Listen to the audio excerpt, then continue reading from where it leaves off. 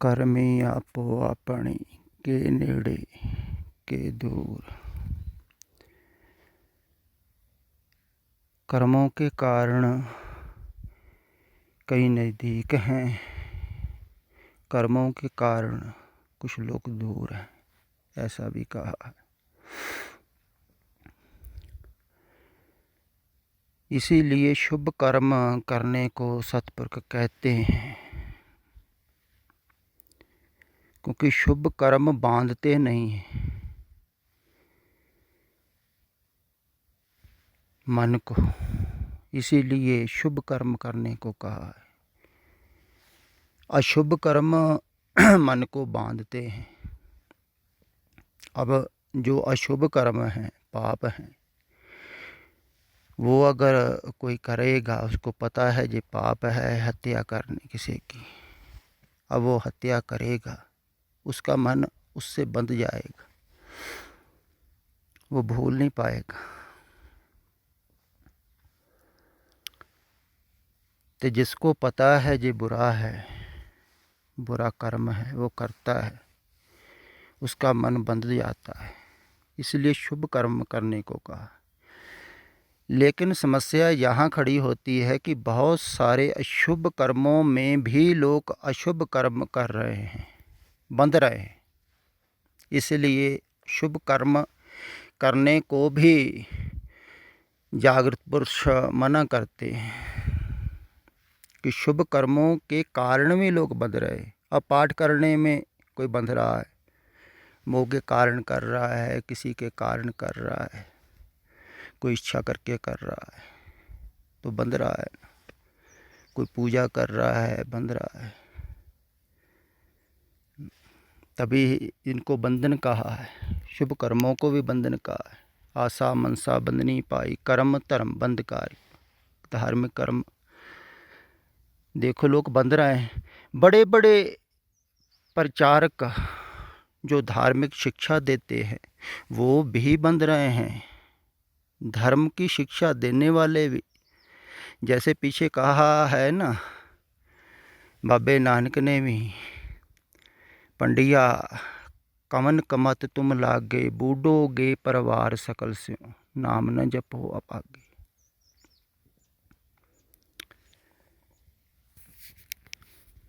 आप डूबे चौह वेद में चेले दिए बहाए, भी आप तो तुम डूब रहे हो सभी,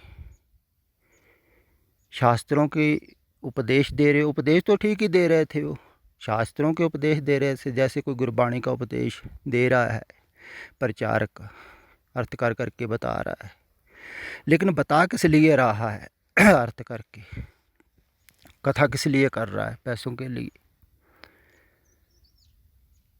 तो पैसे अपने परिवार के लिए मोह माया में बंध रहा है, तो वो मोह माया से छुड़ा नहीं सकता है। जो आप बंधन में है दूसरे को छुड़ाएगा थोड़ी। कथावाचक जब कथा करते हैं ना, आपको लगता है बहुत निर्लेप होंगे, बड़ी बड़ी बढ़िया कथा करते, लेकिन बाहर उनका जीवन देखो तो वही संसार में उलझे हुए हैं, वैसे मोह माया में फंसे हुए, रिश्तेदारियों की बातें कर रहे हैं, परिवार की संबंध बना रहे हैं, रिश्तेदारियां बढ़ा रहे हैं, तो मोह माया में फंसे हुए, तो ये निकाल थोड़ी सकते हैं। वो आप भी डूबेंगे, जिनको सुना रहे हैं वो तो डूबेंगे ही, क्योंकि उनके भी असर थोड़ी होगा, जिनको सुना रहे हैं वो भी मोह माया से निकलेगा थोड़ी कोई। तो धार्मिक कर्म कर रहे हैं, कथा कर रहा है, कोई कीर्तन कर रहा है, बुरा कर्म नहीं है, लेकिन अंदर वासना है, अंदर लोभ है, लोभ के कारण ही देखो प्रचार के कितना कितना दूर जाते हैं, कितना भागते हैं। एक मेरे को ज्ञानी कथावाचक इधर से गया था, मेरा वाकब था, उसने भी बताया था कि हम विदेश में आए इसलिए हैं, पैसों के लिए, लेकिन पैसों की ही बात करनी पड़ती है।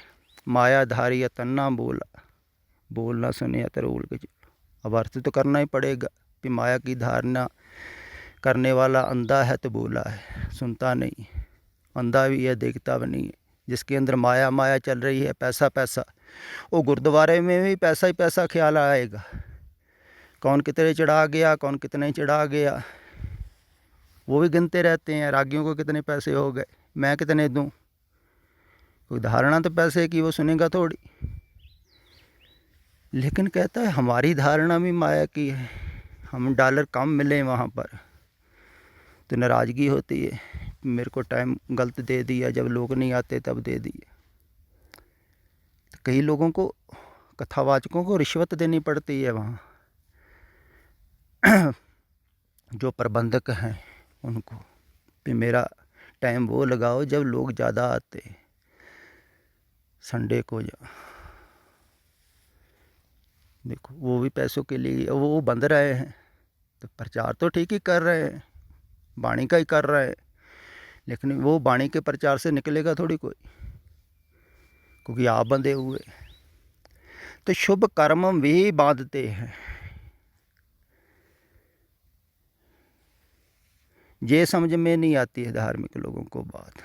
कोई पुण्यदान कर रहा है, अहंकार बढ़ रहा है उसका, कोई सेवा कर रहा है वो भी कामना करके कर रहा है, इच्छा करके कर रहा है, उसका भी अहंकार बन रहा है, मैं सेवादार हूँ, कुछ हूँ ही तभी कर रहा हूँ।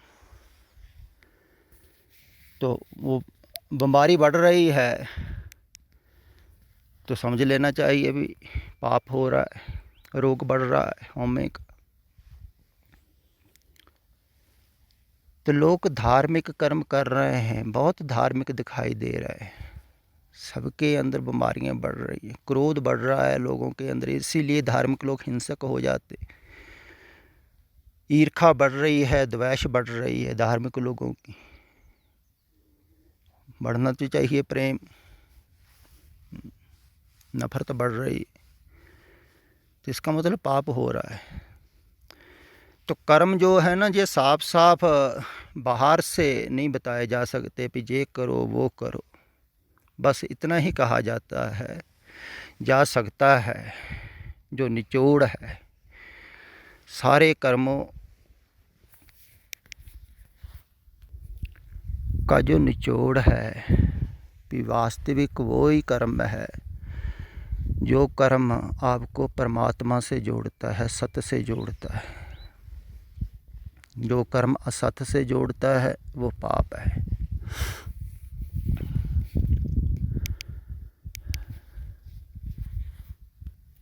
फिर लोग अक्सर कहते हैं, कई ऐसे धार्मिक लोग, कि हमने कभी पाप नहीं किए हैं, किसी का दिल नहीं दुखाया, ये नहीं किया वो नहीं किया, हमको इतना दुख क्यों। नहीं, दुख है इसलिए भी आप पाप कर रहे हो, असत्य से जुड़ रहे हो, पाप तो कर ही रहे हो। फिर ये जो पाप है, जो को कर्म है, उसकी सज़ा इसी जीवन में भी मिलती है, आगे भी मिलती है। कुछ लोग इधर भी भोगते रहते हैं अपने कर्मों की सज़ा, है ना। कोई आग में हाथ डालेगा उसका जल जाएगा, है ना, तो जो पीड़ा है वो तो अभी भोगेगा ना। तो कुछ कर्म ऐसे हैं जो आगे भी भोगने पड़ते हैं।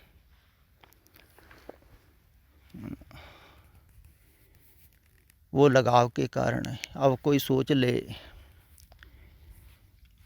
अक्सर लोग सोच लेते हैं, जिससे वो मोह करते हैं वो नहीं मिलता या नहीं मिलती, भी अब ये मेरे को तड़फा रहा है या तड़फा रही है ना, अगले जन्म में मैं इसको तड़फाऊं, मैं इसको ना मिलूं, है ना। ऐसा ख्याल अंदर बैठा रहे, सोचता रहे कोई, सोच तो उसी के बारे में रहा है, तो अगले जन्म में वो फिर उसको दुख देगा। ऐसे एक दूसरे को दुख देते रहते हैं लोग, तड़फाते रहते हैं। अगर कोई मोह में मर गया, कई प्रेमी मर भी जाते हैं, उनका बाहर से मिलना नहीं हो पाता है, लोग नहीं होने देते, घर वाले परिवार वाले नहीं होने देते हैं, तो इकट्ठे मर गए। तो ये सोच के मरे भी अगले जन्म हम बिल्कुल इकट्ठे ही रहें, कोई हमें जुदा ना कर पाए। तो अगले जन्म में हो सकता है वो, कईयों के शरीर जुड़े होते हैं। मैंने एक लड़का भी देखा, वो ऊपर से धड़ उसके दो हैं, नीचे से टांग धड़ एक है, और दो जुड़ गए ऊपर से। कितनी गुलामी है। देखो तुम सोचो, यही नरक है। एक दूसरे के अधीन रहना पड़ रहा है, जुड़े हुए हैं, कुछ भी नहीं कर सकते। अब पछताते होंगे भी बहुत सा कौन सा कर्म कर दिया हमने। मांगा होगा तुमने भी हम सदा ही इकट्ठे रहें, कोई बिछोड़ ना पाया। बिछोड़ तो कोई सकता ही नहीं, जुड़ ही गए, कोई जुदा नहीं कर सकता। जब आदमी मांगता है ना, तब नहीं सोचता है। तभी कहा है ना, लोड़े है दाक बजूरियाँ किकर बीजे जट। भक्त जी कहते हैं भी चाहता तो बहुत अच्छे अच्छे फल हैं, मीठे फल चाहता है, लेकिन कांटे बो रहा है।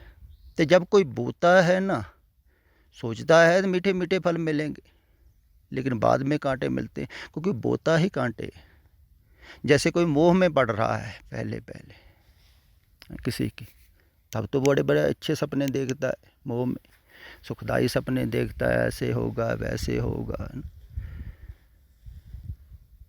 मोह में पड़ जाता है, फिर लगाव हो जाता है, एक दूसरे के साथ मिल जाते, तो बाद में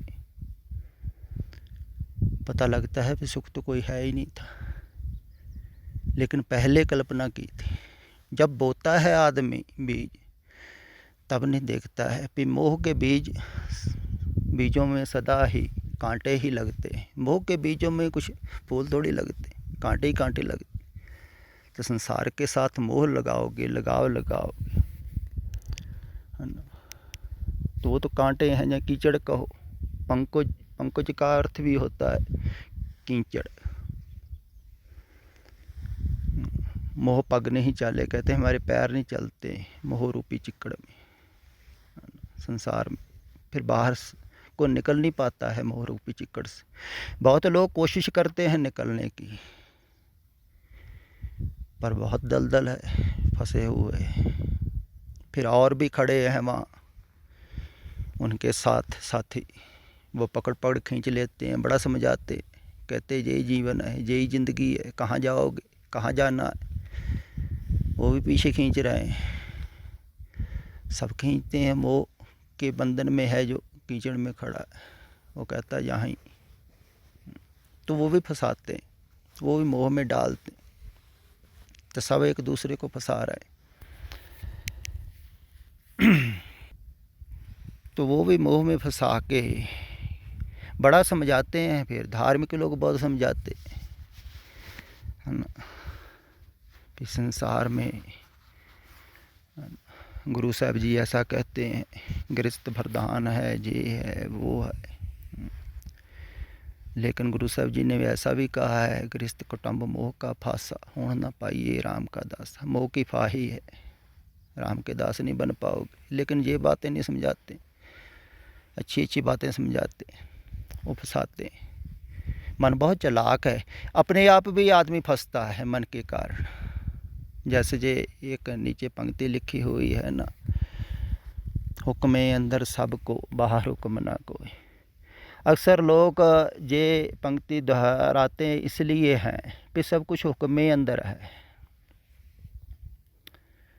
बाहर नहीं है कोई, इसलिए हम तो कुछ कर ही नहीं सकते। हुक्मे अंदर ही होगा सब कुछ, हुक्मे अंदर ही चल रहा है। तो जब हमें बाहर निकालना होगा, परमात्मा निकाल लेगा, नहीं निकालना होगा नहीं निकालेगा, हमारे बस की क्या बात है। सब हुक्म अंदर है, उनको ये नहीं मालूम है। दरअसल जो बुद्धि है ना, ये एक तरफा सोचती है, ये द्वैत में सोचती है, इसलिए भटकाती है। ज्ञानवान इसलिए भटकते हैं, समझदार कह लो, चतर न चतर बुझ पाई, चालाकी। जो चतर है ना, वो इसलिए फंसते हैं क्यों बुद्धि के सहारे चलते हैं। बुद्धि द्वैत में सोचती है। अब बुद्धि ने एक तरफा तो सोच लिया पे हुक्म मुताबिक हम चल रहे हैं, पर दूसरा तरफ का नहीं ना सोचती कि जो बोल रहा है वो भी हुक्म अनुसार ही बोल रहा है। जिसने कहा है हुक्म अंदर सबको बाहर हुक्म ना कोई, उसने जान के कहा है फिर सब कुछ हुक्म अंदर है, लेकिन वो भी बोला है। अब उसको बोलने की ज़रूरत ही नहीं है। फिर जब हुक्म अंदर ही है सब कुछ, जिसको निकालना है निकाल ही लेगा, नहीं निकालना नहीं निकाल लेगा, तो वो बोल क्यों रहे हैं? फिर बोलने का कोई अर्थ ही नहीं है ना। लेकिन वो बोल रहे हैं, वो भी हुक्म अंदर बोल रहे हैं, तो उनके बोलने से बहुत लोग निकल रहे हैं, बहुत निकलते हैं। उनका परिणाम बोलने का बहुत समय बाद दिखाई देता है, उस समय नहीं दिखाई देता है। पहले पहले जब बोलता है कोई, जब समय बहुत बीत जाता है फिर दिखाई देता है बोलने का परिणाम हुआ, क्योंकि धीरे धीरे होता है ना, आस्ते आस्ते, इसलिए वो बोलते हैं। तो हुक्म अंदर ही दुख भी है, ये भी ख्याल रखो। अगर तुम सोच रहे हो ना भाई हुक्म के अंदर है, भाई परमात्मा का हुक्म होगा हम निकल जाएंगे, तो संसार की तरफ हुक्म है जब जा रहे आप, भाग रहे, उधर आदमी पूरी कोशिश करता है, उधर कभी नहीं कहता भाई धन मिलेगा, ठीक है हुक्मसार मिलेगा, घर में लेटो बैठो, नहीं, उधर कोशिश करता है। दूसरी तरफ टालता है, कहता है भागों में होगा, सत्संग तो मिलेगा, भगवान करेगा तो ऐसे होगा। दूसरी तरफ कोशिश करता है, संसार की तरफ फंसने की कोशिश कर रहा है, निकलना टालता है। ये मन शैतान है, जे भटकाएगा, जे दुखों में फिर नरकों में डालेगा जे मन, फिर पछताओगे जब नरकों में भटकोगे। फिर ख्याल आएंगे सतपुरखों की बातें, भी वो कह रहे थे भी मत फंसो इसके बीच में, नरक के मोह माया में, संसार में। मोह माया के संग न लेप, मन में ही राखे हर एक, इससे लपाए मन मत हो, बचो।